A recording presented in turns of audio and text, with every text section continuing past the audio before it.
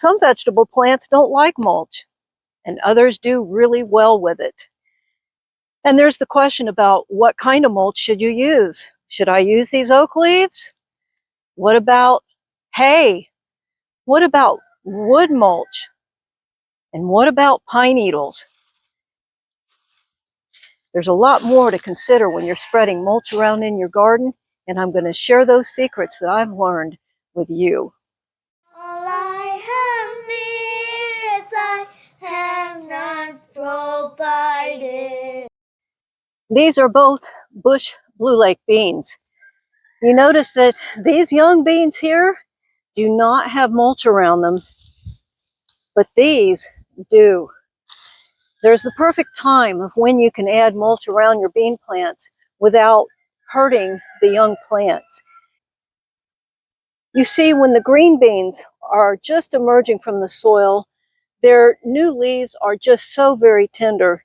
And these oak leaves actually tear the tender green leaves as they're emerging. So I learned a long time ago to keep the soil bare and damp until the plants get to be about 4 to 6 inches tall.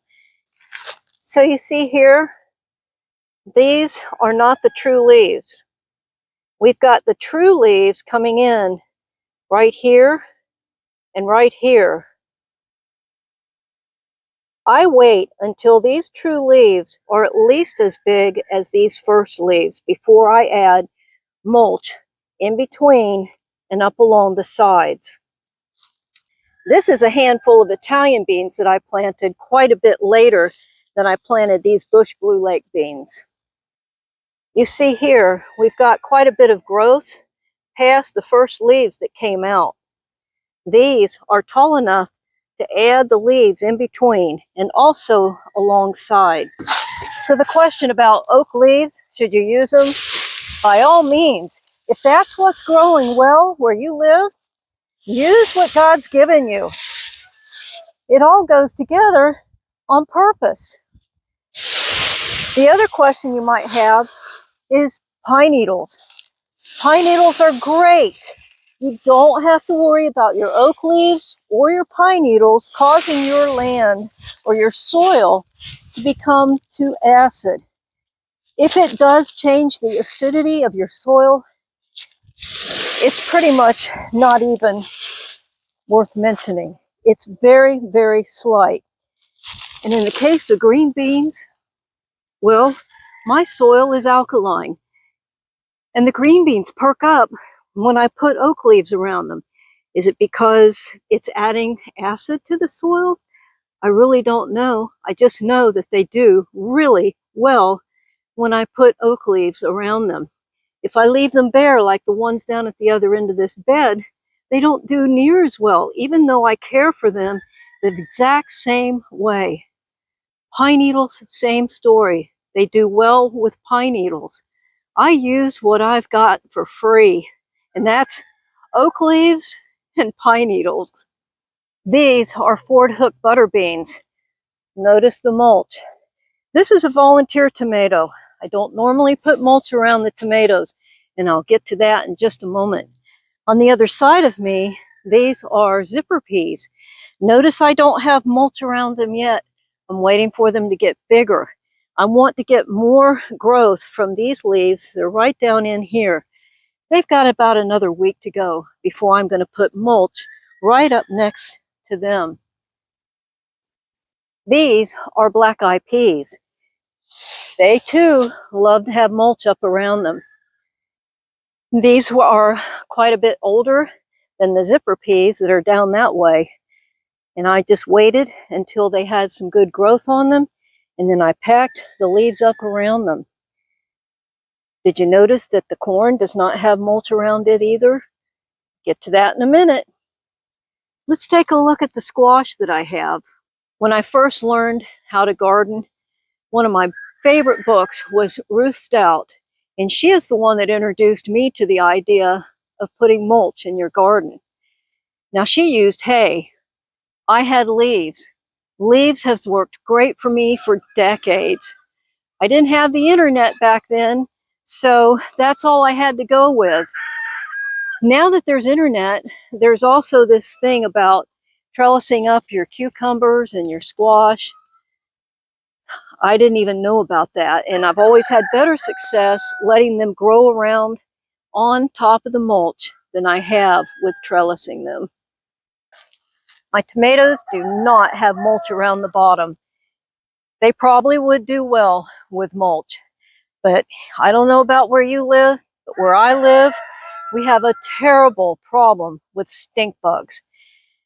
So I've got this netting around my tomatoes to keep the moths and the stink bugs out. But the reason I'm mentioning stink bugs is stink bugs will use the mulch to hide in, and they'll crawl up underneath the netting, and they'll get in there and start stinging my tomatoes. And I can't eat a tomato that's been stung by a stink bug. I just can't. So that is the reason why I don't put mulch around tomato plants, although I do think they would benefit from it. I don't put mulch around corn, and there's a reason why. I know some of you have had success with it, but I haven't, and there's a reason why. So I want you to come on in closer, and I'm going to show you why I don't put mulch around my corn. Corn loves to be healed up like this. And the reason why I heal up my corn is because, I'm going to clear this out now. When corn gets to be a certain maturity, they send out extra roots from the stem. And I want those roots to hit dirt where they're going to bring in more nutrients from the soil. See here? Look how far down they've gone. If I hadn't already healed this up, it wouldn't be down in the dirt. It would just be hanging out in the air. Or if you've got leaves or hay there, if the hay hasn't decomposed enough to add nutrients to whatever those roots are looking for, then the roots aren't going to be able to take the nutrients up into the stalk here and feed the corn. It's going to start right here. This is a gardener's dream. This is tree mulch. I'll treat it the same way you would wood chips. Do you see the steam coming off of here?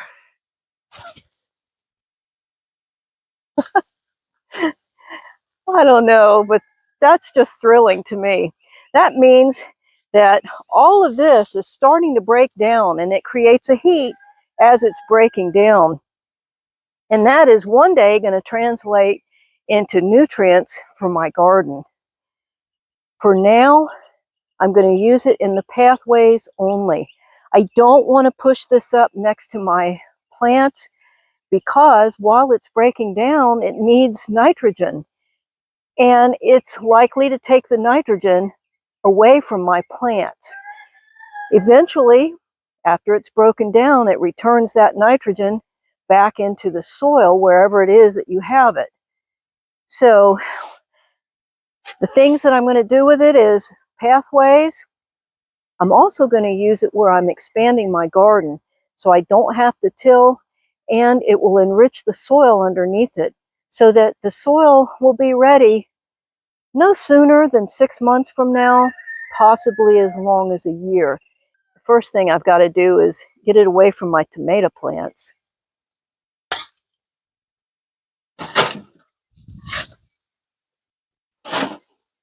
This is where I'm expanding the garden. One more bed. Actually, it'll be 2 beds because it extends down both sides of my garden, and I have two sections. So I want to show you what I was doing instead of the tree mulch, but I am going to add the tree mulch right on top of this to help weigh down these leaves and maybe make it a quicker process. If you can't get tree mulch, this is just another way that you can use a no-dig way of adding to your garden and getting that soil that's underneath prepared. So what I did is I laid down some cardboard right on top of the grass that was growing under here.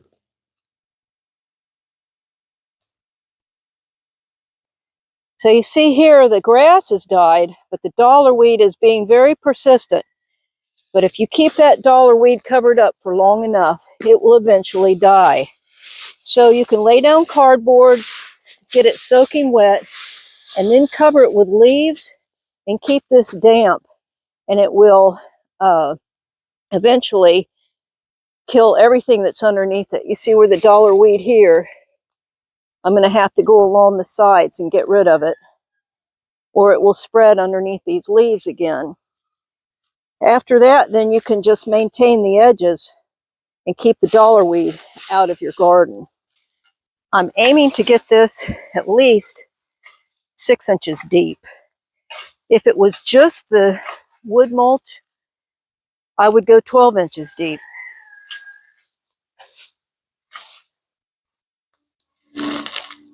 There's been a whole lot of controversy lately about using hay. A lot of hay nowadays, in fact, most of it, has a chemical in it that's been taken up by its roots and now is systemic all through the grass, aka hay, and it's called glyphosate. Once that glyphosate gets into your soil, it's meant to stay there for years. That's the way they've made it. So I no longer trust anything hay, including animal manure. The animals have eaten the hay, and it travels through them right out into the manure and any hay that's mixed in with that manure. And the reason I know this is because one year my tomatoes got real deformed and I didn't get tomatoes that year. And it took 3 years for that stuff to work its way out of my soil, or as they say, dissipate. So no, I don't recommend hay unless you know for sure that it is organic.